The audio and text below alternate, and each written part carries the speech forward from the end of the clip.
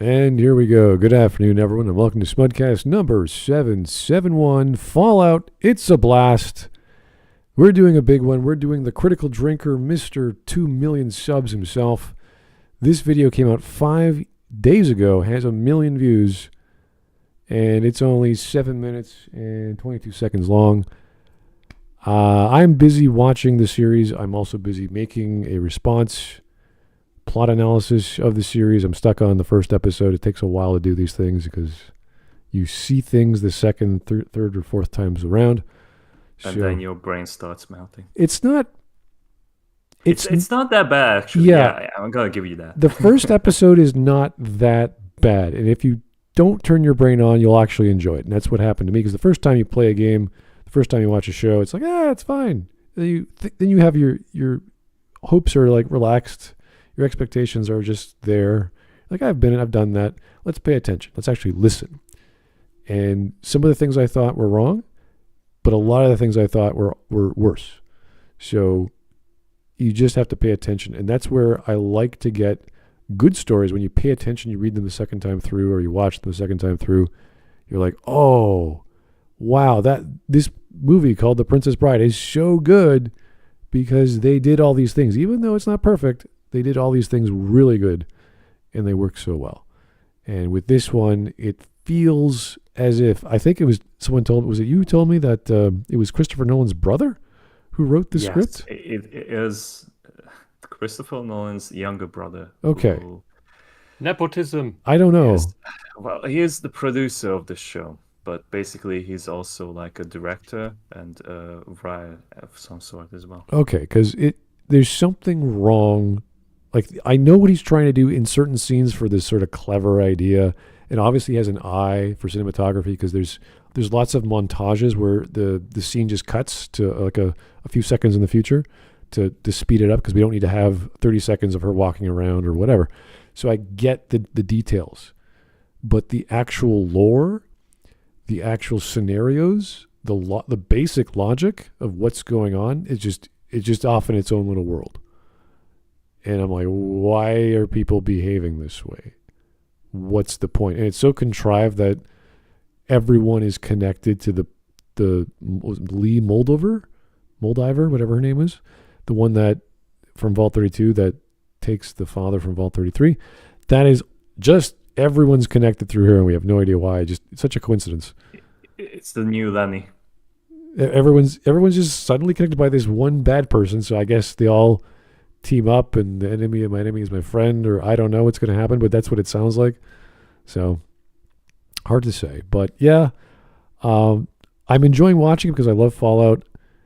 And from what Mark showed me when I was on your show, I'm scared of the last few episodes. Apparently, it's gonna be a love wild it so ride. much. You just ranted for 10 minutes about all the nonsense before we started the stream. I expected nonsense, because that's normal. I just didn't expect the degree of non-lore related nonsense, like just basic storytelling issues. That's all they do. That's all they ever do. It's what they did with Wheel of Time. Oh, guess what? One of the and Halo. One of the trans characters from actors from Wheel of Time is in this one. So I'm not surprised. Yeah. I saw that girl or the person, I don't want to be offensive here, to in the scene with the Brotherhood of Steel. I was like, that's a girl, but she's got a mustache. So I was like, that's a guy. Yes. What? Yeah, it's a girl with a very light mustache.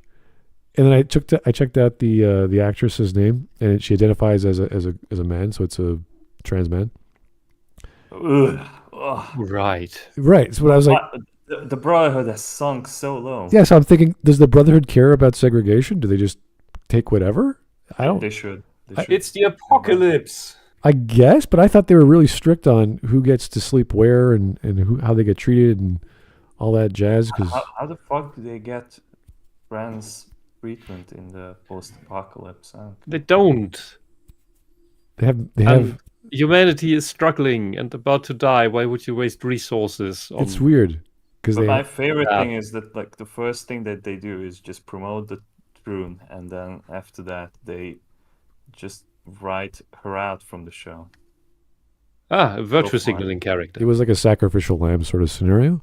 But all puppy. Look! Well, we have a trans character. Now, be happy. It's weird because all the let's get the black people on stage so they can sing and dance. Oh, yeah. So that you woke people can clap. Our new Finn character, he seems like a 20-something, but he's actually looks like he's 30-something because just the actor looks older. So, but he seems like this, not a fish out of water, but everyone bullies him. Even the weird scribe teacher, he said he pulls up a diagram in some book, and the guys think is that a rotor? And the guy smacks him over the face with his cane and goes, "That's a circuit." And I'm like, "What? A circuit? A circuit is anything. That's like looking at a piece of paper and it's like, what's that? It's compressed cellulose, sir. It's paper." Like, "Oh yes, you're correct." Like, what? No. What's the diagram? That scene didn't make much sense because on one hand, I completely supported the teacher for disciplining the black people because, like, if you're like a Brotherhood of Steel attendant, then you should know that shit.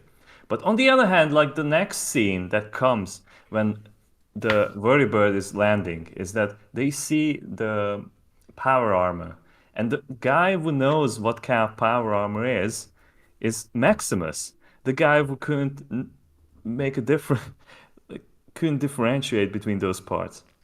Like, what sense does that make? I know, I just don't like the idea. Like, think of it this way. If I have you a blueprint of a building, and I ask you, what is that? And you say a structure, I'm like, yeah.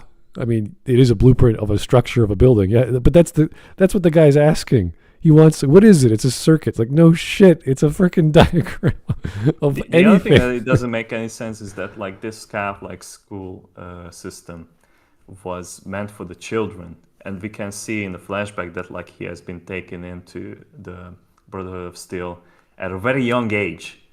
So it doesn't make any sense that he's still in school like that. It's weird. Yeah, he's 30. And he looks 30, but he's like 4 when he gets picked up. Yeah, very young. So he's digging latrines and getting beaten up, and I'm like, what is happening? How long does it take to become a squire or a basic scribe? So yeah, weird. And the weirdest thing is that like there are normal human beings in the wasteland that are not descendants of world dwellers. They just picked them up. That doesn't make any sense. Yeah, I didn't know the Brotherhood picked people up. Yeah, that's true. That and the various towns around the wasteland. Yeah, so there's lots of lore that we are unfamiliar with, and this is in the future of all the games, so we don't know if this is the evolution of the California version of the Brotherhood of Steel. Todd Howard went out his way to answer that all of those things are canon. Oh, really? Everything happened, all the games, so and the TV show. The Tranquilizer gun. Contradictory things happened. Like the Bible. The TV show is weird because like it's not the kind of adaptation that you see of other shows like Cowboy Bebop, for example, because it's trying to like adapt that thing. But this is just a piece of a franchise. So meanwhile, like this can happen, like New Vegas can be its own thing, and this can be its own thing, but it's all connected to the same franchise. It falls apart after a while. The whole thing still I saw the scenes from the CEO meeting where they are planning being evil. None of that makes any sense.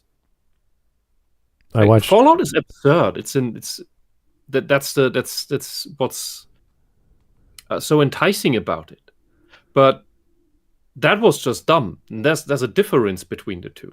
You can be absurd, realistic, and consistent because that is what life is. Absurd things happen. Many stories that happen in real life, if you wrote them down and tried to publish them as a story, people would tell you that's nonsense. That's unrealistic because of how unlikely or extreme things are, or how nonsensical or evil some people truly behave. But when you put it in a story, things have to make a bit more sense, and that was way over the top.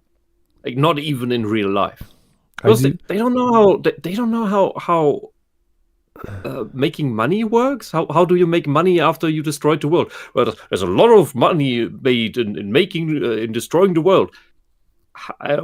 What is that worth? And that is like the broken window fallacy times a million. It's just like, what are you talking about? If you blow up the world, what are you going to make money from? The rubble? How do you make money on the vaults? Yeah. The only way that makes sense is by selling a vault to someone, to random people who want to do their social experiments in them. Unfortunately, that's the only way how you could make money on that, and you wouldn't need to destroy the world to justify putting people in there. You would only need to make them believe that's what happens. It's bad enough the entire economy is just thrown out the door, and then we have the only things that matter, which are resources as commodities, meaning water and electricity, because you bottle caps. Well, that's the wasteland currency. I don't know if they actually use those or they would care about that because they're destroying the world. Who would care about dollars, honestly? I know the economies are dead, so you would have to be everything based on resources like trading. So you'd need water and food and electricity and anything else. You would go back to actual money, which bottle caps are, because they are a limited resource. Nobody produces them anymore. They're limited. Currency, which is what we use, this exchange thing, this magic, this monopoly money, that is completely worthless crap. It can become money if you have it in cash. Yeah. So for this, I watched it with Mark. My brain wasn't really paying attention because I was just blown away by Mr. House and Big MT. So there has to be some incredibly detailed, complex profit idea that supersedes our understanding of how economics would work nowadays, because again, they're destroying the world. So what's the actual value that is increasing? And this is coming from Mr. House, who runs a casino, who works with cash like American dollars and gold, and all, like, he's a billionaire since he was like 21 or whatever, so, or multi-billionaire. So there has to be some other value he's ascribing to money or something like money. And I didn't see that. So anyway, we're going to keep talking if we keep rambling on about this. So we're going to start the video. Hopefully the drinker doesn't hurt our brain too much. And well, he is Scottish though.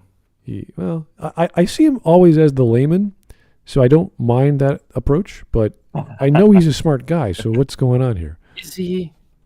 He's a writer. He made his He made his channel on criticizing Hollywood on woke points. Yeah, on the but woke like his channel is just a hobby though. Yeah, well, not. He's a millionaire from writing books. All right. So what? He now defends the very points that, or glossing over them, that he made his channel on. Everyone becomes gay when they are rich. It's just apparently money makes you gay. All right, let's get started. Tell you that video game adaptations have got a rocky history. For every Last of Us, there's a Resident Evil. Who considers Last of Us a good show? We can end the video here. Those are both the same shit. They're the same picture. Oh dear. Just what I said. That was a really bad 10 seconds, drinker. What are you doing? He's drunk. Apparently for real now. Halo and Monster Hunter. Not you though, What? Street Fighter. There's a Monster Hunter show? There is a Monster Hunter. A show? Wow. Or did he mean the movie? I don't know. Because the movie was garbage. All right, whatever. Mila Jovovich beats up Tony Jaa. Yeah, totally. Right. Tony Jaa from the Monster Hunter world. So Mila Jovovich Street from Fighter our world. movie was great though. This is so dumb. It's All right, painful. all right. So painful. You'll have a special place in my heart. That was beautiful. The point is, though, we're seeing a lot more attempts to bring popular gaming franchises to the big and small screen these days, and while it opens up a lot of possibilities for awesome adaptations of popular stories, it also gives Hollywood a lot of potential to screw up even more beloved IPs. Case in point, the Fallout series, a post-apocalyptic RPG adventure game that's been on the go since the 1990s, spanning almost a dozen titles, and with a fan base so dedicated and passionate that they make the Snyder Bros look like tourists. So I think it's fair to say that Amazon took on a bit of a challenge with this one. I mean, this is the same studio that gave us pretty decent shows like Reacher and Terminal List, but also produced Rings of Power. And they're ruining it the same way, and they're trying to ruin the Warhammer project the same way, by insisting that they get a strong female character in power armor that is not a sister of battle and not a sister of silence, because the former is too religious and the latter, well, she doesn't talk. Well, Warhammer fans are like probably like the most retarded people right now. Like, no offense, actually, yes, offense, but like they keep supporting that same company that has been despising them for years, and they just keep giving them money. Why? Why can't you just like go away from them? It worked the same way with Blizzard. And it's surprising how similar these two companies are, because 20 years ago we thought Blizzard is like the good Warhammer, it's the good Games Workshop, and the way it should be done, and then it turns into the exact same shit. I did, but there's nobody left at Games Workshop who cares about the shit, just as with Blizzard. I noticed they did make a 40k Rogue Trader game from Owlcat, and I love Owlcat because they make the Kingmaker games, but I didn't buy it because it's turn-based. So I don't really care about the content, I just care about the gameplay first, and they didn't give me what I wanted, fortunately. So it's usually that third-party content respects the lore and the world and the atmosphere better than what they do in-house nowadays. Yeah, I like Owlcat. I like Owlcat, but they made it, if they're going full turn-based with their next game, I'm just going to stop playing their games, unfortunately. Anyway. Not only that, but the show was being headed up by Jonathan Nolan and Lisa Joy, best known for creating Westworld, which was absolutely fantastic for precisely one season before it absolutely fell off a cliff. Could we dare to hope for a show that would do justice to the rich and detailed world of Fallout? Would they manage to capture the dark satirical comedy undertones of the games? And would they be able to keep it free from the message? It really felt like the gods of entertainment flipped a coin with this one, and the fan base held its collective breath. And well, I'm happy to say that the gamble paid off in this case. Just what pisses me off about that, and I think truly pisses me off, is that Drinker more or less made the message meme really, really big, but now refuses to see it in obvious products like God of War Ragnarok and this, and what was the last thing he praised? Last of Us. My brain is cheese. Last of Us, exactly. Are you controlled opposition? Are you a paid shill now? Are you taking money for this? Because Mauler went the same way. Is this friend contagion? You don't want to offend your friend circle, and so the message corruption just like spreads. Is that what happens? If you can't criticize your friends for being idiots when they are idiots, then you're not friends. Well, surprisingly, like Mauler didn't like the show. Oh, really? Well, he probably didn't care about Fallout. In fact, like I think yesterday was it? Like Drinker has a stream as well, and they were discussing the Fallout TV show, and he had a debate between the people like who liked the show and who really didn't like the show. I think like Mauler and some other guy was debating Drinker about this. I'm under the impression was like completely neutral because like he didn't like the show at all. I'm under the impression that people like Mahler, very smart guy, if he doesn't like the thing it came from, he's probably not going to care about the adaptation. He is a fat man who plays video games every day, so like I was expecting as much that he would be understanding Fallout as much that like like these things just don't add up if the TV show is like this. It's possible because he hasn't played Fallout. I don't think anyone who's a fan of Fallout will know that things are off. Like something feels off. Really off.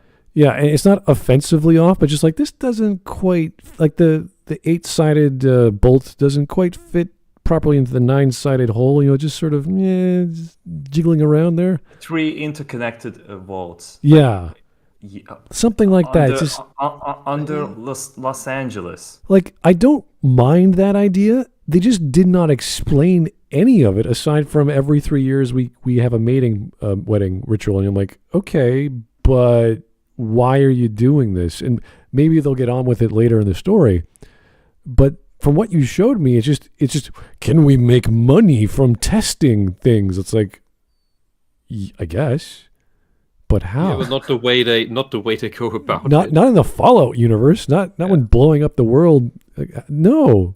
So, the question on the side is the list of what every vault does known, or are there unknown ones? well, no, there's As so in, like, many. the experiments. Yeah. Well, no. The show suggests that the Enclave knows, because Oh, one yeah? of the scientists Okay, straight but- up like walks to the main character and tells him that, oh, you're from Wallet 33, so that means that you grow crops. Yeah, I do believe that it internally exists, but does the player ever know? Do you have access to the knowledge you of have what to- every single vault does? Well, you have to, not really, but like you can walk into someone, like then you can read the logs. You Yeah, have well- to discover it yourself. Yeah, but then in theory you could do this whole thing of, okay, yeah, there could be an experiment where you have 3 vaults that compete against each other, and you do your little jingoism war experiment. You could do that, but they need some more explanation for that, because that is going directly against the entire premise of we have vaults for social experiments. Yeah, and They're vaults to be isolated. the original premise was, if you watch Tim Kane's YouTube channel, was about using the vaults as test beds for when we send people into space. Because if we have vaults, that means we might be ruining our planet with nuclear war, so we have to get out of here. So we're going to use that as a test bed to see whether we can actually survive psychologically in space with each other. And we're going to have all these conditions, like not enough resources, too many resources. I think there's 1 man and like 140 women or whatever. Like there's all kinds of weird experiments they did. And then now, at least as far as what I was shown from Mark, is that, oh, this is for profit. I'm like, what? No, that's not the premise or plot of Vault Tech. That's not what this is all about at all. So I'm curious where this story is going. And I still am a bit optimistic because Fallout's a fun world. It's a bit lighthearted. It's not all dreary, and that's why it's enjoyable to play. And I actually like the character Lucy. I think she's fun to listen to, and her naivete is it's the refreshing hero character. They're always spunky and well mannered, and we're going to see her get darker, I hope, because she has to adapt. And that's where I think she's going to get that from the ghoul. And I don't know how it's going to work with Maximus, because he's such a thinking only for himself kind of guy. But I don't know. I'm curious where the characters are going. Like, it's enough for me to keep watching. Anyway. Yes, Fallout is a surprisingly good ad and entertain. It's showing the worst scene from the show. Yeah. Oh, this is another thing I don't like about Drinker's videos, is that like he just doesn't give a fuck about the editing. Like, he has to be getting these clips from a compilation, or he just does some automatic action in the editing software to like just play scenes, so he doesn't get the copyright strike. Do you Just think so he's people still... like know that, like, if on YouTube, if you're using something that's new, it's from a company that really doesn't want you to upload clips of the show, then you can't have more than a few seconds of continuous footage. Yeah. Because otherwise you just get blocked. Yep. That's how it goes. And like the way he's cutting these together, it like feels like every second there's a cut. Like, you don't really have like a scene together. All right, we Do got. you think he actually cares about analyzing and writing these, or is he just going through the motions now and just copy paste things with minor Like, tweaks? I looked back and like most of his reviews are just seems like it's AI written, but he probably writes them, but like he probably has someone else doing the editing. All right, here's 2 unrelated super chats. I don't know why Vladimir does this all the time, but here we go. Thank you, sir, for the 10. Unrelated, but it is illegal to pet the manatees in Florida since they're a protected species. It's for their own side. The punishment is 60 days on jail. So you have to sit on top of the jail and bask in the Florida sun. It's kind of painful. Okay. That could be considered torture, but Yeah, Florida is different. I will not pet manatees in Florida. It's a magical Thank place. you. All right. One more from Vladimir. There were some normal vaults that were designed as nuclear shelters with no experiments, but they were definitely few and far between. Yeah, there's a list of like 120. I don't remember them all. I always like the weird ones because that was the fun ones to explore. And I always remember Vault 22 because you had to blow the crap out of it with a delayed reaction. You have to either use a stick of dynamite with a long wick or C4, and you have to run to the elevator. It was great. So there's lots of fun vaults and creepy. They're all creepy. That's what's the beauty about these stories. They're all weird. Even the clean ones. You're like, why is this place so bloody happy and clean? What's going on?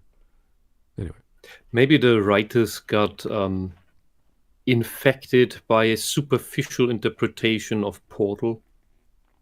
We make experiments for profit, but even Portal made it for the benefit of humanity. The profit was just to fund it, not for the profit itself. all right. For all episodes, delivers a trio of main characters played by capable actors that I quickly found myself rooting for, and overall, it feels like a decent stab at replicating the look, tone, and feel of a Oh, they have a Vault 31. That's nice to know. I never saw that photo yet. Okay, good.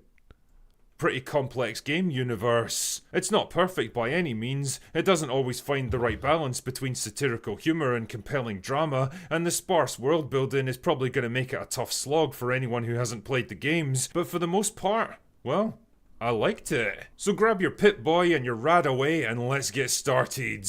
The series takes place roughly 200 years after a nuclear war wiped out most of the human race. The bulk of the survivors live in giant underground fallout shelters known as vaults, constructed before the war as a means of preserving the American way of life and eventually rebuilding civilization. This is where we meet our main character Lucy from Vault 33, part of a trio of vaults that are linked together, allowing them to trade and communicate with each other from time to time. Unfortunately, things go wrong on her wedding night when raiders from the surface infiltrate her vault and kidnap her father. Determined to get him back, she ventures up to the surface to track down his kidnappers and rescue him. Unfortunately, the wasteland... This sounds like he watched it, liked it, and just gave a quick summary of the past 2 episodes and not thinking about what they meant or values there. Yes. Are we to believe that he did play the games? Because that seems to He what played he's the implying. game. He played Fallout 4. Yeah, he's only played Fallout 4. Okay, it sounds more like he read the wiki. Honestly, as much as I enjoyed 4, I have no desire to go back to it. There's no reason. I know. He at least played abysmal. 4 because he has the power armor helmet from it. He bought the thing with the big, was it this deluxe edition or whatever it's called? Yes. Okay, he's a super fan, I guess. No, I just did not like 4 as much as I guess nothing really compares to Vegas. I guess that's the whole idea. And we will never get a new Vegas again. Yeah. above is a different world from the one she grew up in, and pretty soon she has to contend with mutated monsters, cannibals, radiation exposure, killer robots, mercenaries, and bounty hunters. And this is where she runs into the Ghoul, a former Hollywood actor who got turned into an immortal mutated zombie when the bombs first fell, and now makes a living as a bounty hunter. Rounding out the trio is Maximus, a member of the Brotherhood of Steel, tasked with recovering pre-war technology to help them rebuild civilization. All 3 of them end up hunting for a research scientist who escaped from a government facility after injecting himself with a mysterious substance that apparently has the power to change the world forever. That is like okay, like this is not related to the review itself, but it really irritated me that Enclave is still maintaining a power in this universe. Like, why? But why can't they just die off Well, after two? why can't they be in their own region? How did the heck did they get all the way to California? How the hell can they still hold power in the West Coast? Yeah. Because that a scientist has to be somewhere nearby. Because he came from the mountains, from what I've seen. Like, because the facility that he was working at was snowy. Yeah, it's from what I recall, that was a pre-war scene of him injecting himself with something in his neck, and then like 200 years later, he looks exactly the same. So I'm like, all right, something happened. Oh, That was post-war. Yeah. Oh, post-war. So it was after. Oh, okay, fair enough. because they are dragging away a super mutant or something that looks like it Oh, really? in one of the scenes. Yeah, I didn't get that far, so I don't know what because they don't. It's in the first episode. They don't explain very much. They just show a lot of like video clips of just like the progression of time, like a montage at times. And I'm like, okay, did any like what is that thing they put in his neck? We have no idea. How strong are these tranquilizer darts? We have no idea. They're just whatever it has to do. You know, just whatever the plot demands of the tranquilizer dart and the body it's going into, it will knock it out at a certain time frame. It's The time frame needed for the scene. Yeah, it's like anesthesiology is a science. Can you please get it right? We're talking about fentanyl, very deadly, powerful toxin. You shoot yourself in the head, you're gonna die. You shoot yourself in the heart, there's a chance you could die. Like there's all kinds of things that. No, Smart, that's in Hollywood that tranquilizers and such things. They work exactly like timers, like time bombs, countdowns. They take exactly as long as the movie or the show or the scene needs in order to have enough tension. So for one person getting hit, he will be instantly down, and another one will take 5 minutes to have that crazy monologue and do that last thing through power of will or whatever. Mainly just to have the important monologue and remember the most hard thing to believe was like Jean-Claude Van Damme's second wind. He was like, oh my God, he got the crap beaten out of him. He's still getting up. It's like, oh, how can he do it? I don't know. He's Jean-Claude Van Damme. He's a tough guy. He's like, okay. that was as hard as it got in the 80s and 90s for us to believe what's going on. Well, you see, that's why Critical Drinker thinks it's such a good adaptation, because it takes the Todd ideology of it just works. Oh yeah. this trank gun, I like the fact that they raided the armory and took everything, even the trank gun or rifles, but not the actual gun. They left some they took all the lethal stuff and took everything as much as they could. And she's stuck with walking around with a trank gun that doesn't exist in the lore. They have to invent this. It's like, all right, the trank gun. This is a classic. They even already have a gun for it. They could have just given her a syringer. Oh yeah, I know it's a needler or whatever. Yeah, there's the Fallout 4 version. Yeah. If you have chemically based tranquilizers, don't they go bad after a while and don't work anymore, like all chemicals that break down? Some neurotoxins from certain insects don't, but like fentanyl, if it's not liquid form, some benzos, they'll be fine on the shelf indefinitely. So it depends. If it's liquid, yeah, I don't know. Hard stuff, it's dry, no problem. Anyway, one more from Vladimir Dragunov. Thank you, sir. Then you have the vault where firearms were readily available, and when the overseer tried to restrict access, it started a civil war. Which vault was that? Vault 34. Oh, wow. That was where the boomers came from. Oh, wow. You know your vault lore. That's good stuff, man. Holy crap. Alrighty. We're at 3:40. We're almost half done. Actually, no, more than half done. Look at that. wrapped up, and it is, because it's exactly the kind of overarching quest that would drive the events of most of the games. But just like in the games, the real meat of the experience is in all the little side stories, the quirky characters, the environmental storytelling, the simple look and feel of the world that you inhabit. Fallout's got all of this in spades, from the just that last scene, you could see that like it was not dropped, like it just exploded on the ground. So he likes the visuals, and I will admit, yes, the show looks and sounds great. They have all the classic tunes, or some of the classic tunes, like from Nat King Cole and a few others during the intro and exit shows, or exit parts of the show. So, it does the same thing that Bethesda Fallout does, where it focuses too much on the oldies and there's not enough of the original soundtrack.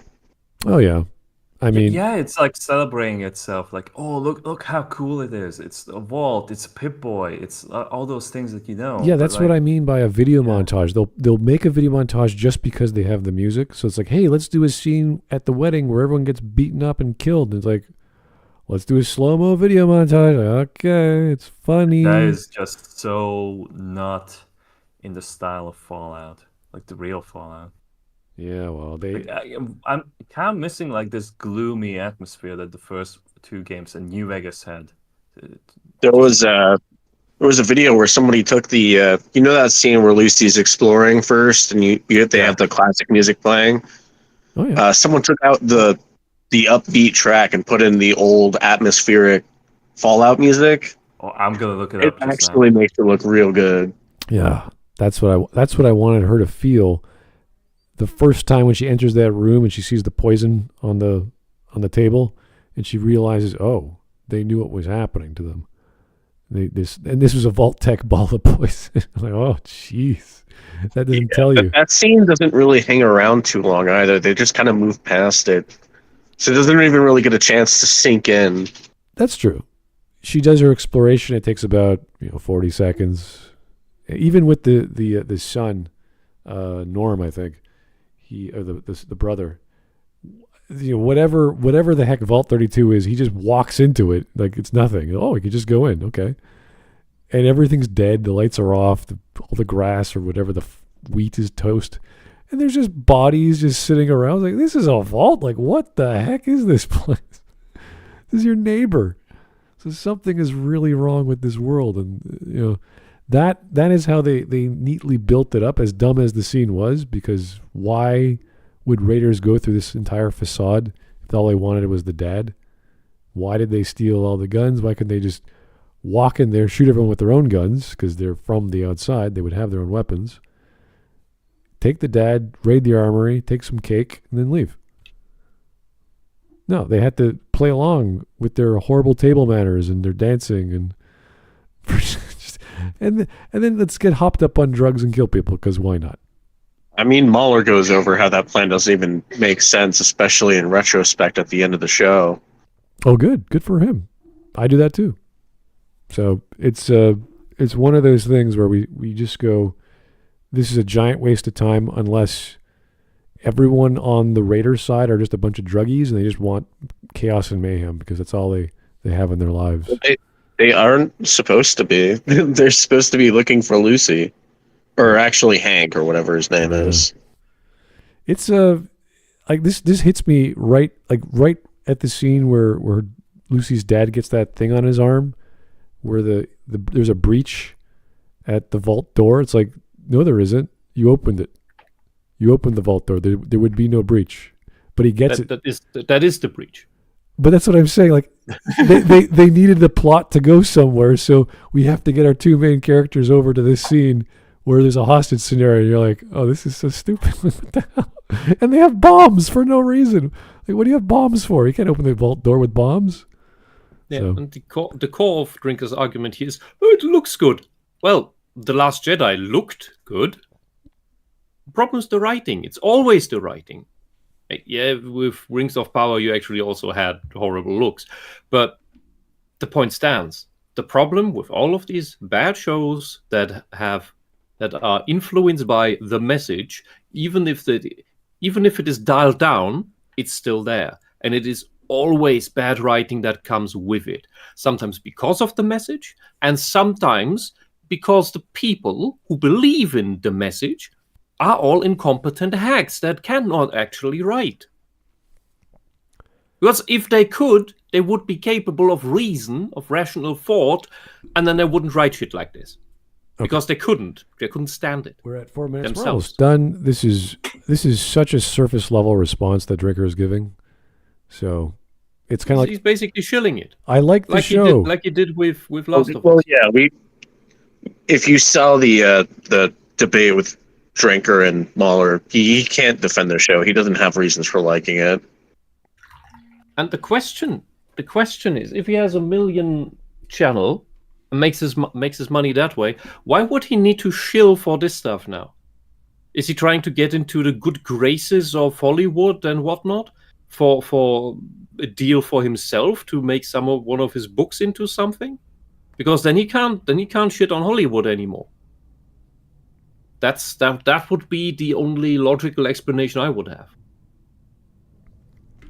Well, he is Scottish, so we are at that 4. explains it. We're at 4 minutes. We're almost done. So he's just summarizing what he likes. It's very quick, so there's not much to talk about. He's not really summarizing even that. He's just saying what is happening in the episode. Yeah, this is It's just good a quick because summary. 3 characters are going after one person, and it's like, yeah. You know what? It reminds me of those nostalgia critic reviews where he's like giving a summary of the plot, but at the same time, like he doesn't add too much like personal opinions to it. Yeah. All right. Yeah. 50s retro futuristic technology to the golly gee whiz good old fashioned Americana of the Vault Dwellers to the dark humour and satire of atomic age optimism. The Ghoul acts as a kind of narrative bridge between past and present, his former life as a Hollywood actor shown in a series of flashbacks that fill in the events leading up to the nuclear war and hinting at the true nature of what Vault tech actually is. This stuff also ties in with a subplot in the present about the Vault Dwellers that have been left behind in Vault 33 gradually coming to suspect that all is not what it seems in their worlds. It's good stuff, and it's brought home by an excellent performance by the always entertaining Walton Goggins, who basically has to play 2 very different versions of the same character. Maximus, on the other hand, is an idealistic young member of the Brotherhood who tries to do the right thing at first but gradually becomes disillusioned as he realizes that he and his fellow recruits. Nah, Maximus is just an asshole. I understand that he's not fitting in. No one likes him, and his one friend is like left him because he's had to go away. But he's an opportunist. I've said this several times. Everything that comes his way, he's like, I want it. I want this for myself.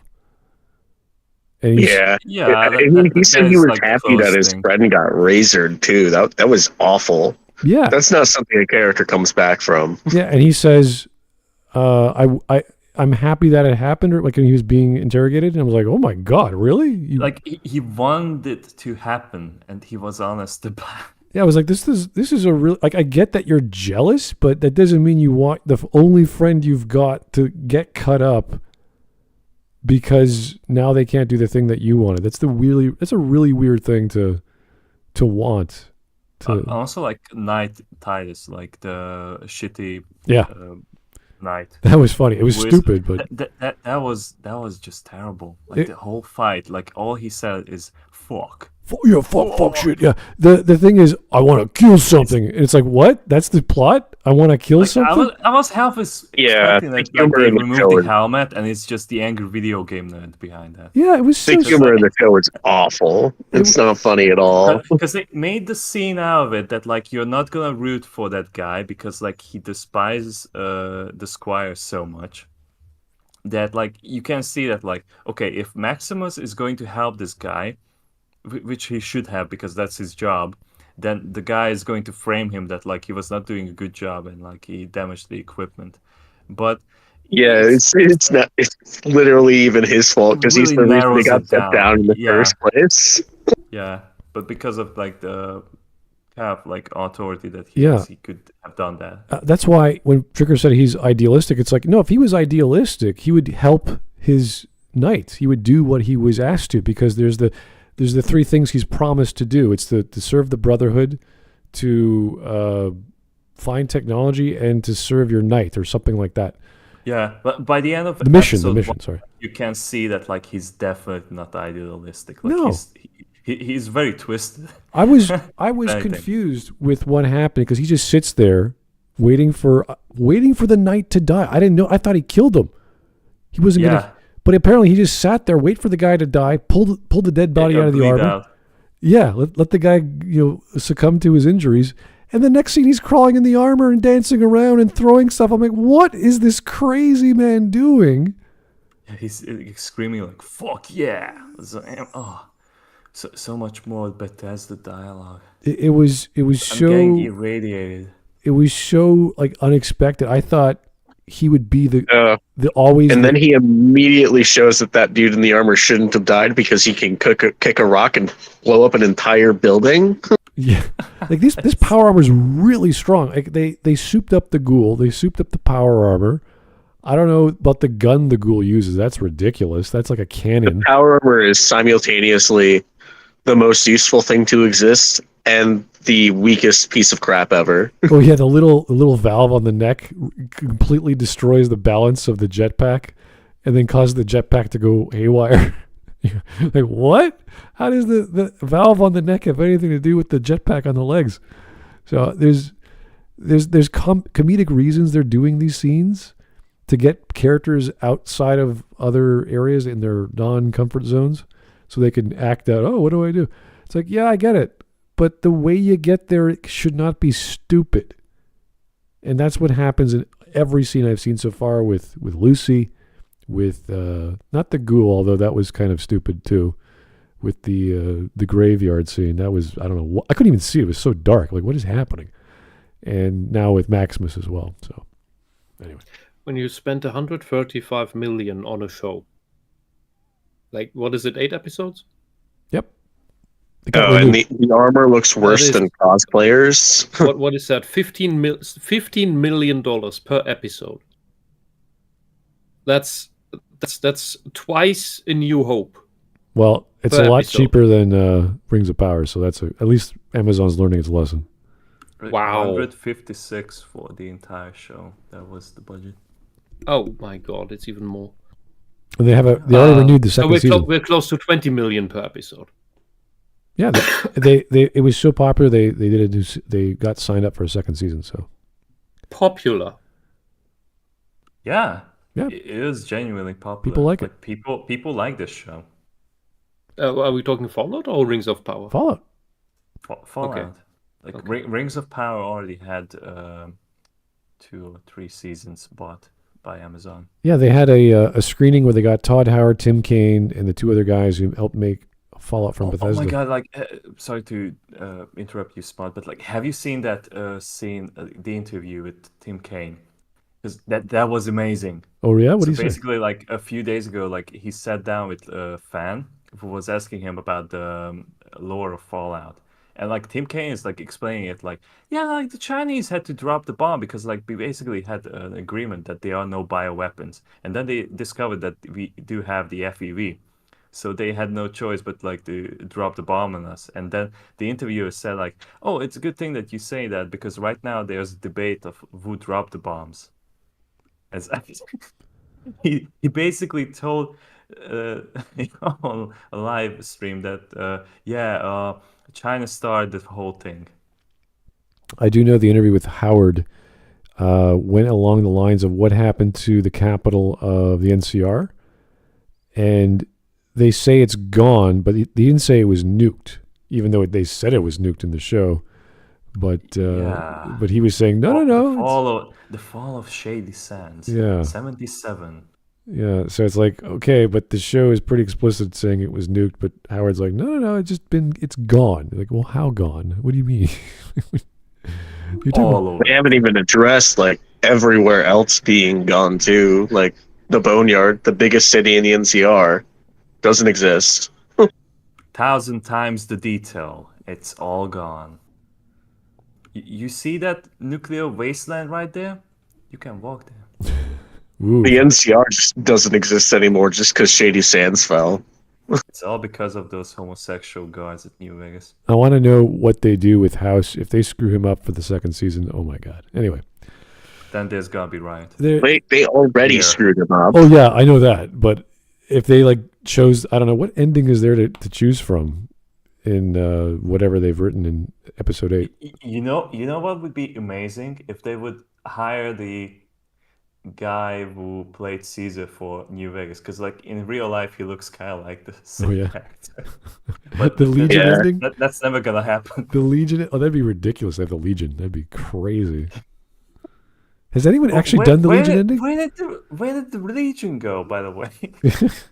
Because there still has to be like some small fraction of them. Okay, surviving, right? well, if House is potentially gone, NCR is gone, we don't know about the Legion. The only other ending is the S-Men ending, which is just free for all, which is anything's possible. So, how the hell did Vegas blow up then? I don't know. Anyway, Fodder. He's a solid, decently developed character that you empathise with, who also has a few secrets of his own. But the star of the show is absolutely Lucy, who's plucky, likeable, and human, instead of the ridiculous feminist power fantasy that I think we were all braced for. She starts out... Oh, they definitely wanted her to be the power fantasy, but I think they stepped back on it. yeah, I think she's good. I actually like watching her. It's like in the beginning of the first episode of the show, she's got all of the skills, Oh yeah, but then later on she doesn't use any of them. I know. It's funny. Yeah, like she completely gets wiped by that. Right. Yeah, no, it's like I like my repairing. I'm part of the repair club and all this other stupid shit. You're like, okay, whatever. This is funny. I'm not that good of a shot. Shoots bullseyes. Oh yeah, with the automatic rifle. It's like I'm not really good at it. Like you do all your shots. Like okay, and then she ends up getting the stupid trank gun as opposed to an automatic. Unfortunately, And then she acts like a goddamn autistic freak or something. she's like the hero, the stupid good, or the lawful stupid, whatever it's called. Wherever she goes, I guess that'll change as the story progresses. That's what has to. Someone's described her to me as the walking nerd emoji. Oh yeah. She is totally a vault dweller, but she's the naive kind, as opposed to the vault dweller in Fallout 2, where you're freaking force of nature. You just go everywhere in your power armor and crush Vault people. dweller in Well, Fallout if 2. you put- You're tribal. Yeah. If you put it that way, that would be the playthrough of a good-natured teenager who first plays Fallout ever. You're trying to do the nice stuff. Yeah. Probably. She goes beyond it where she's like that scene in the town where she's like trying to establish like I don't know, probable cause to shoot him. Oh god, that was silly. It's the dialogue's so clunky. Yeah, no, she's such a nerd in that capacity. That's why I like her, because she's doing what she knows. That's her character. It's playing out. That's what you do, even if it's stupid. But we know why it's stupid. That's what we need. We need to know why things are feeling awkward or weird, and she's a perfect example of that, because all she's got is that stupid trank gun, and in the first episode she tranks like 5 guys, even the guy helping her. She's like, I can't get you in trouble. Like, what? Why would you do that? It's so silly. So maybe they're going to keep running with this gag where she just walks around tranking people as opposed to picking up a real weapon. So I like that. It's kind of silly. Even completely unprepared for what's out there.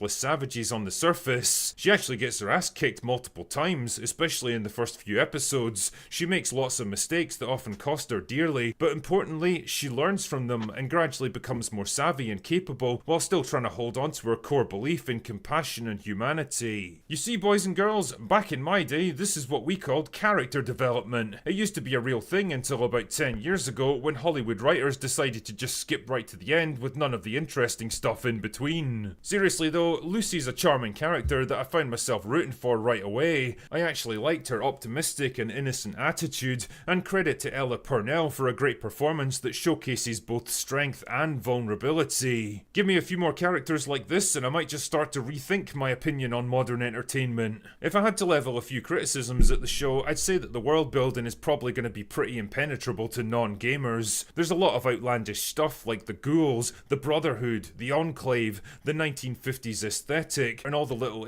No, that's what people like who don't know the games. That is just so normies are gonna have a problem like adapting to like the aesthetics that of logic- Fallout universe. Who the fuck cares? Yeah, by that logic, nobody would have liked Star Wars. Yeah. Oh, it looks different from reality. Or Star Normal Trek, people like might a not like Canadian it. Jewish guy being a captain of a spaceship. I Come on. could probably get my dad or my mom to watch this just because of the music. It's like, oh, I know Nat King Cole. That's great. Oh yeah, the 50s, I cool. was there at the concert. Yeah, I mean, The thing is, when your belief is that it would only appeal to the gamers, the fans of Fallout, then why would you make changes? well, this is the Why problem. would you make it stupid? This is the problem. If you know the games, there's a problem. If you don't know the games and you're a smart guy who watches media or is a critic, you're like, okay, I don't know what this all means, but they're probably basing off something else and they're not explaining it. That's like a rookie error. It's not the end of the world. But then as you watch it seriously, you're like, okay, yeah, this is just bad writing because there's so many holes. What Drinker just made in a way is assuming that normal people cannot relate to anything that doesn't look like what they know, which is similar to not being able to relate to a character that doesn't look like them. Is he getting possessed by the message? I don't know. It's like the argument of, do you like the genre, yes or no? And it's like, yeah, McCarthyism stuck in the 1950s. I guess I like that idea. It's a fun idea. Like you're in 2070 when the bombs dropped. I think, what is it? 2050? I can't remember the exact date. It's 2077. 77. 77. It's a weirdest. It feels like you're in the 60s or 50s and 60s, but there's like flying robots, and we have flashbulbs. Yeah, it's for sure futurism. It's what the 50s thought the future would be like. It's funny. It's cool. That is this idea of Americanism or Americana in the world where, yeah, we did drop the bombs, we did blow stuff up. That's interesting, and I think a lot of people will appreciate that just visually. Just, oh wow, people still listen to Nat King Cole 120 years later. It's like, yeah, why not? And I too liked McCarthyism in the 2070s. It's a fun spoof of Americana, and I always liked that. And it's a fun thing. And then when you had, for me, it was Fallout 2. We had the highwayman and the tribal quest to find the holy Gek. Like there was all this stuff happening that you were part of that I really enjoyed. And then you got your Robo Dog and a bunch of, like, you got Cassidy and you got all these fun characters to play around with. It grows on you. And it's not just about, blowing away rad scorpions. I do not trust those balconies at the top of this building. Okay. They don't have railings. 1 minute left. Now, this is so quick. This is not even a review. I like the show. Okay. Yeah, this is a shill. That probably deserve more explanation than they get. And I can't shake the feeling that the show relies a little too heavily on member berries for fans of the games. Oh, he's understanding what Bethesda has been doing to the game franchise. I would argue people like the accident. show because it looks good and sounds good, which is... Yeah, that is genuinely like impressive because like even though some of the like what we have mentioned before, like the armor looks like it's cheap or it's CG, because there was that one scene where Maximus is donning the armor for the first time, and you can clearly see that there's a green screen there, because like it had to be recorded in the studio. Because remember the doesn't stand out. Remember the first scene where we saw the armor and that one guy's Yes. helmet wasn't attached right, so it was just swinging around? Yeah. That looked like some unfinished 3D animation. Yeah.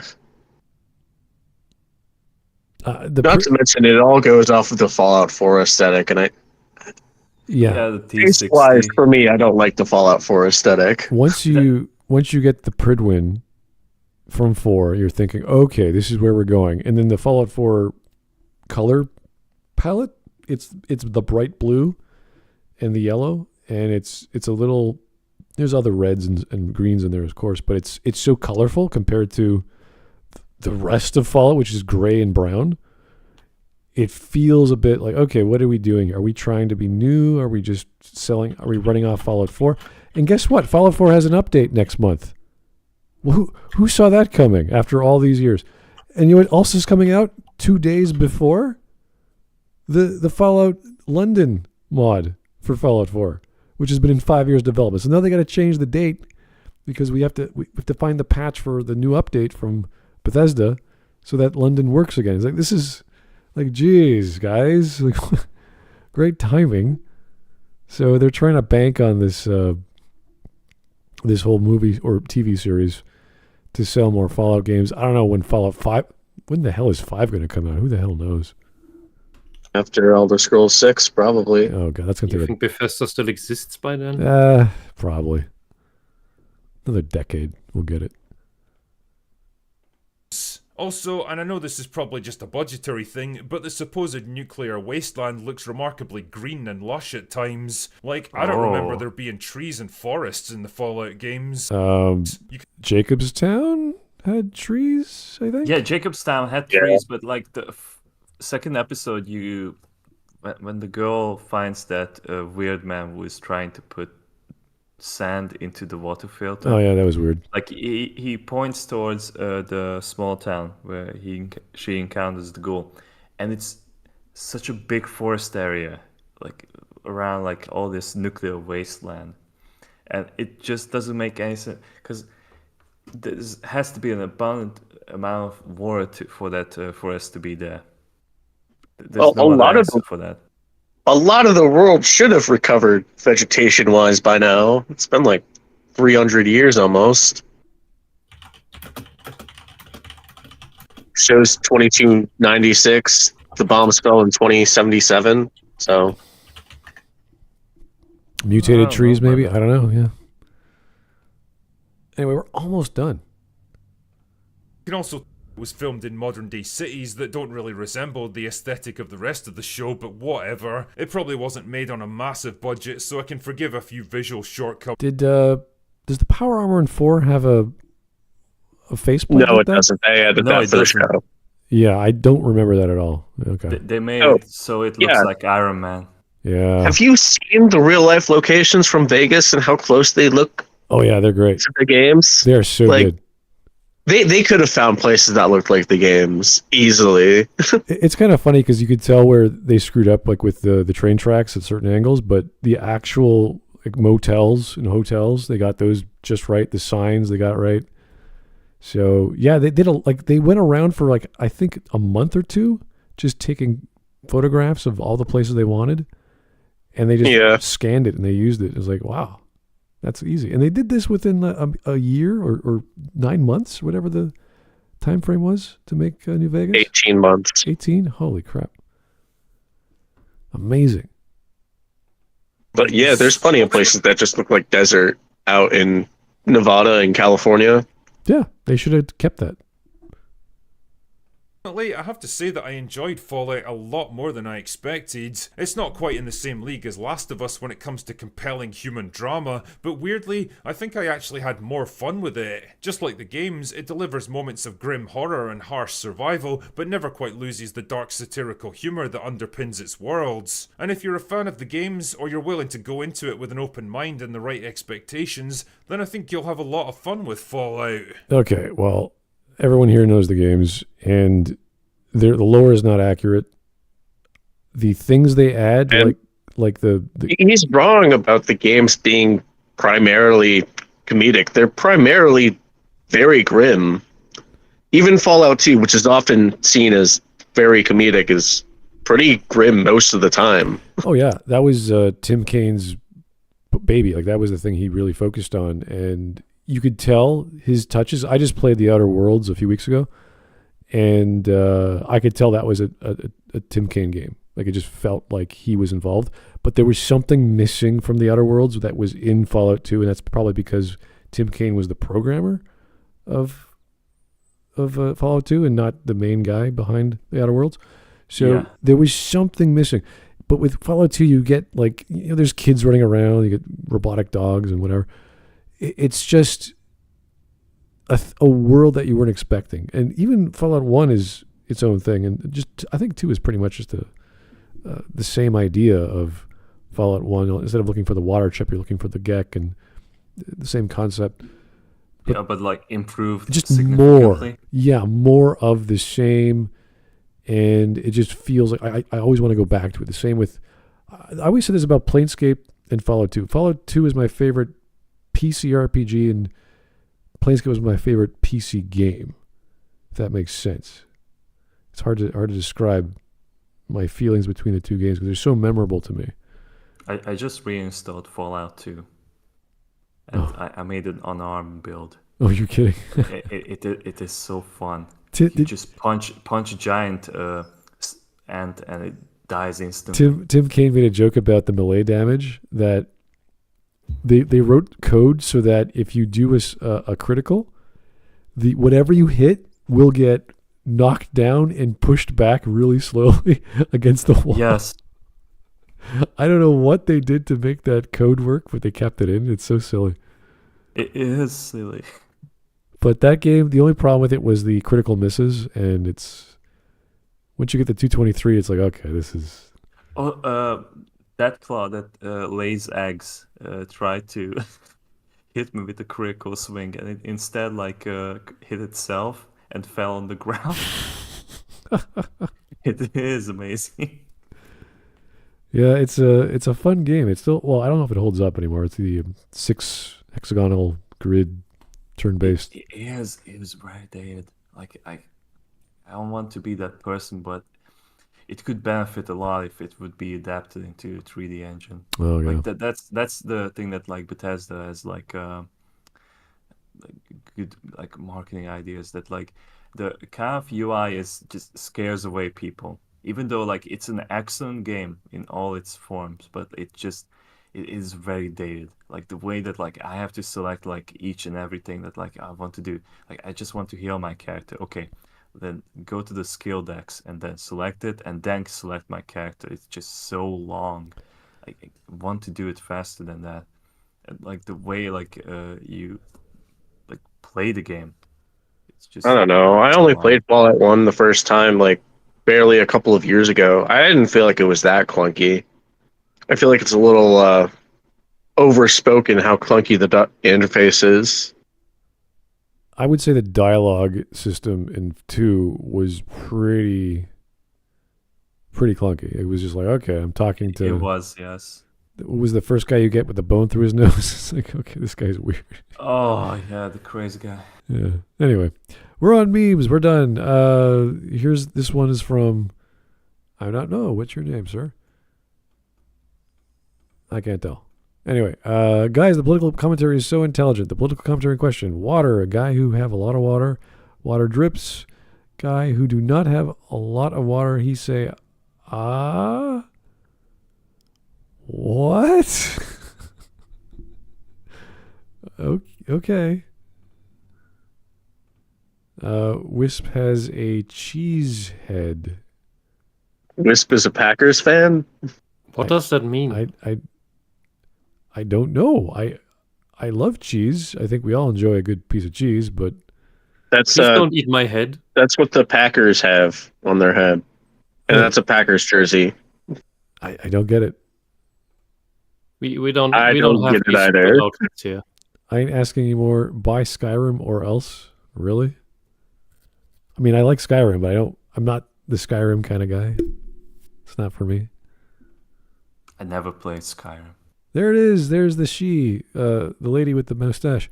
Fallout introduces a what character? Is that the trans flag? Yeah. Immediately self-harms. I don't think she self-harmed herself. I don't think she would hurt herself. What did Todd Howard... I think they said later in the show that she did it to herself because she was scared of going out. Oh my God. What? That would be amazing. I might be wrong. I haven't watched the entire show myself, but some of my friends have. I thought it was that jerk dude who kicked him when he was down.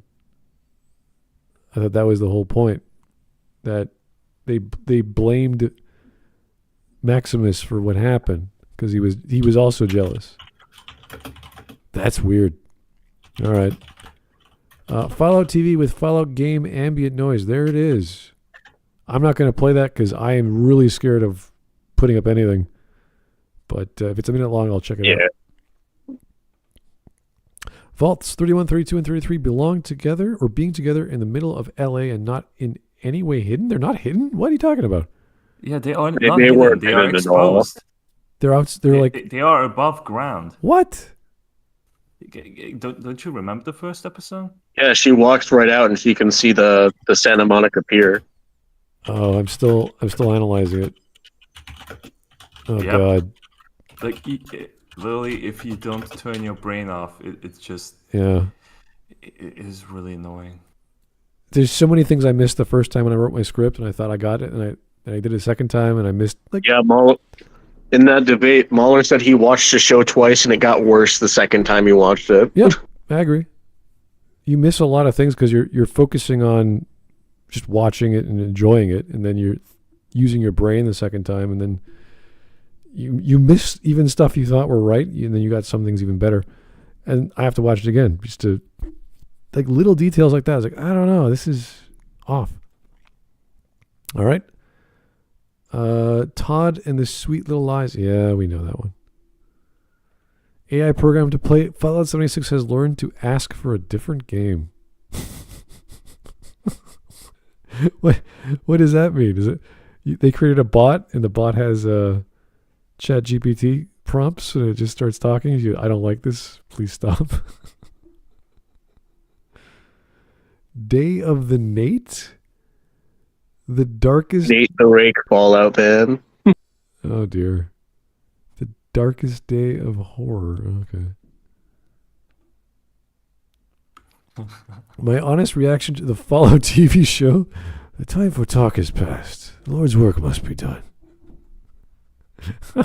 Oh my God, can you imagine like what they're gonna do to... No, he's gone. Yes. He's no yes. longer... The funniest part. There has to be like some new Canaanites still, right? Okay, maybe they bring them back, but they wouldn't bring our man, Mr. 45.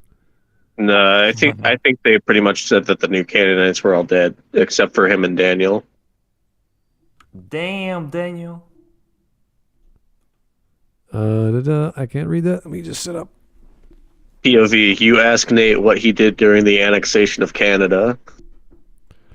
What does that have to do with anything? Oh, you don't know? Like one of the writers for Bethesda has decided to go retarded and go on Twitter and said that like do you know like what happens in the Fallout 1 intro? Emil decided to go retarded a long time ago. Yeah, like but basically like there's a soldier that's laughing at the killing of an innocent Canadian civilian. Like kind of like you, Smud. So, and he said like Nate is the same characters. He's the soldier in that video. Really?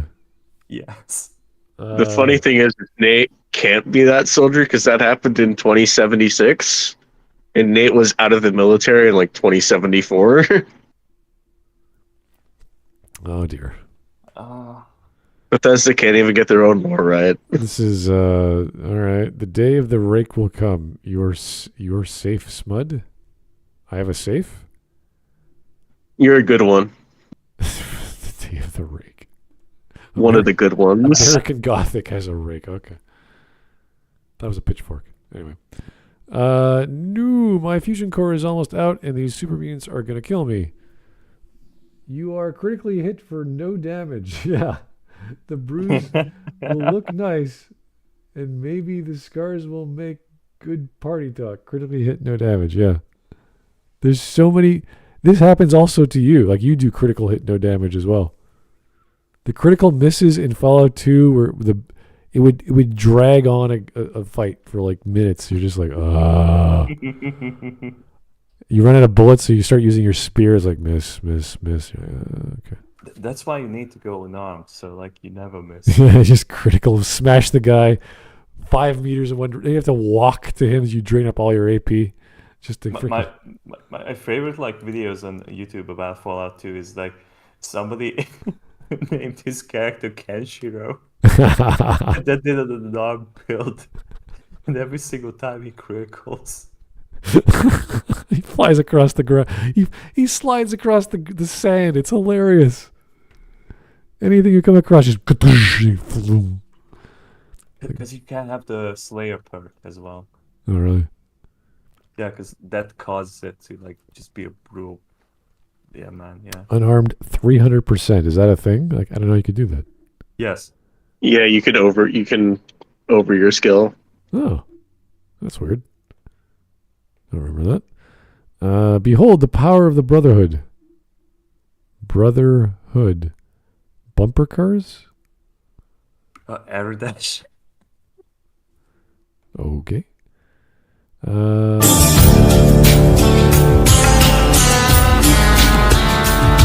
Highwayman song. That was fun.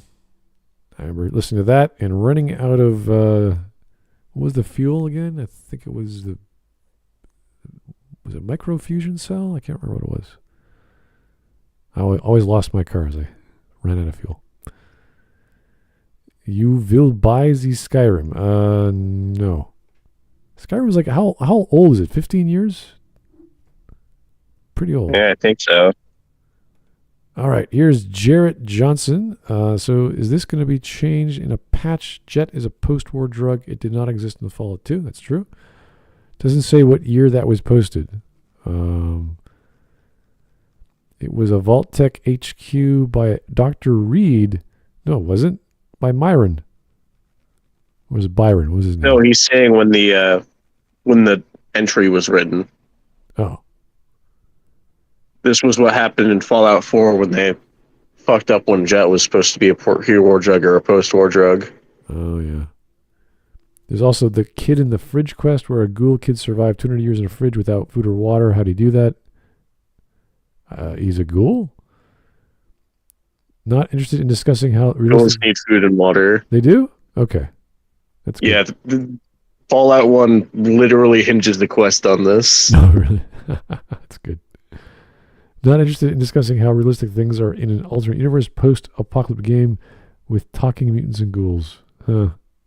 One of the places that you can get the water chip from Fallout 1 is Necropolis, but if you take it, the ghouls will die. Is that the one where it's only one chip? Because there's another place in Fallout 2 where there's a whole shipment of chips. Vault 15 is the one where you can also get the water chip. All right. Yeah, you can fix a water pump for them, which is fine, but they need the water chip otherwise to survive. Yeah. Isn't that amazing? The plots. Well, the plot of the show is essentially the plot of Fallout 3. So, find your daddy. Anyway, that was a pretty lame video by the drinker. 1 million views to say I like a show. He's a shill. He's become a total shill. Well, I'm glad he. We will not get any real criticism from him anymore, unless it is something like Star Wars, where he has to retain some consistency. Unless it's something that's overtly bad and overtly woke, he's not going to criticize it. Well, yeah, because all the points can be there, as we've seen with Ragnarok and The Last of Us. He'll ignore it, especially when he doesn't care about the actual substance, the lore, the previous installments, etc. If it's about something he cares about, he will bring it up, which is similar to what Anita Sarkeesian brought in I don't remember the year, 2016 or something, when it was suggested by God, what was his name? Guy who made Buffy. Karl Marx. Yes. Joss Whedon. Yeah, yes, Joss Whedon. That he was thinking about remaking Buffy with a a black lead actress as Buffy. And that was when Anita Sarkeesian was suddenly, no, don't change it, no. Everything else needs to change except the thing I like. That is so weird. That's what all these people are about. Like they don't give a shit if things are ruined unless it's the one thing they care about. I remember There's they don't have they don't have universal standards. A drinker can't even accept that it's just something that he liked, and it doesn't have to be good for him to like it. He has to push it as this great adaptation that's a huge step forward for game adaptations. Yeah, it's pretty to look at. It has nice music, and they did a good job with the budget, meaning the budget is being efficient in what they're using it for. Obviously, the power armor looks a little wonky, and it's overpowered, as well as the ghoul. But well, every ghoul is a bit different in the Fallout universe. But I don't know, the way he flung that coffin, and he's super fast reflexes and all this other jazz. It's just sad that a handful of fans managed to make a better Fallout series in like 2010 with Nuka Break. Oh, I was going to say even the New California mod was for New Vegas was a lot better. And it was a prequel to the Courier, which you should never do because the Courier is perfectly fine the way he is or she is. And they gave it a prequel, and you're like, oh, the Courier came from this place. You're like, it's all right. But they set it up pretty well. So I like the idea of the prequel for that mod. But hopefully London for Fallout 4 next month does not get broken as a result of who knows what Bethesda's doing next month. We'll find out. But yeah, I'm going to keep editing away on my video, and I'll keep doing the other 8 because I really want to find out what happens in the story. It's enough for me to be interested and not be turned off, like compared to Picard Season 3. Like 1 and 2 were so bad for Picard, I had to do them. They were just it's like watching a building be on fire, then light the other building on fire, and then, oh my God, you gotta kind of document this. And then the third one came out, and you're like, okay, this is something someone likes. Not for me. I'm just not interested in talking about it. This I am, sadly, because it's got a lot of problems. But anyway, that's all we have for the drinker. I'll leave a comment saying your video sucks, and you should stop doing what you're doing. Yeah, I guess we should say it. Don't harass him. Yeah, obviously not. I'm just going to be a little funny, but other than that, even though he's Scottish, like he had no choice. They make nice beer and nice cheese. The Scots are fine. I don't mind them. So I cannot speak their honest opinion though, or they get jailed. Oh, yeah, that's true. Reminds me of Canada. Maybe that's why. I guess they have Count Dankula. I guess he's okay. Anyway, thank you guys. That was almost an hour and a half of us talking about the wonders of the drinker, the critical drinker, and his review, or what was this? The summary, the opinion, the summary of Fallout TV show, and he doesn't like a lot of forest in a wasteland. The forests in the wasteland. He couldn't see the show from the forest. Yeah, all those wooden fences in the vaults. I mean, they're just where do they get the wood? I don't know. Who knows? They just got wood. Really good wood. Yeah. Kind of wood that stands 200 years. And you could treat it. And it's fine. It never rots. Anyway, have yourself a great evening. We'll talk to you soon. Good night.